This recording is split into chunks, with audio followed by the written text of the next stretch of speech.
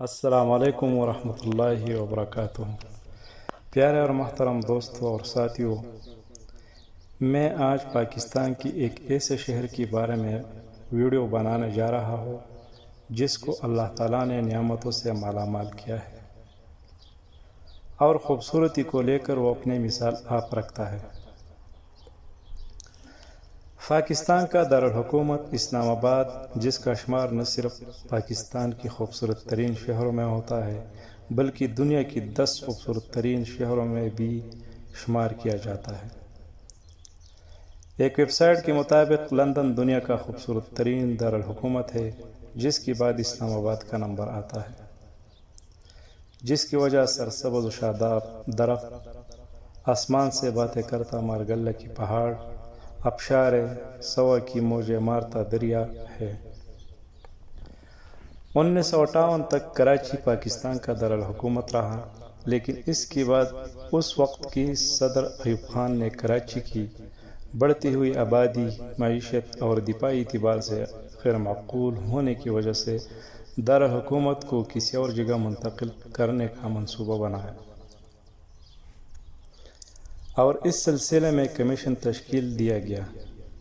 Commission نے صوبہ پنجاب اور صوبہ خیبر پختونخوا کی سنگم پر مارگلہ کی دامن میں واقع خطہ پٹوہار کی انتخاب کیا، اور 1960 میں دارالحکومت کی تعمیر کی داغ بیل ڈالی گئی۔ شہر کی طرز تعمیر یونانی معمار ڈاکسی ایسوسی ایشن کمپنی نے کی۔ اسلام آباد کا نام عارف والا سے تعلق رکھنے والا ایک اسکول ٹیچر قاضی عبدالرحمن نے تجویز کیا۔ اسلام آباد کی شہری 5 موسموں سے لطف اندوز ہوتے ہیں: نومبر سے اپریل سردی، مئی جون گرمی، جولائی اگست مانسون، ستمبر اکتوبر خزاں کا موسم ہوتا ہے، جبکہ سب سے زیادہ گرمی جون اور سخت سردی جنوری کے موسم میں ہوتی ہے۔ اسلام آباد چونکہ اپنی خوبصورتی کی وجہ سے ایک خاص مقام رکھتا ہے، اور کوئی بھی علاقہ خوبصورت ہو اور اس میں تفریحی مقامات نہ ہوں، یہ کیسے ممکن ہے؟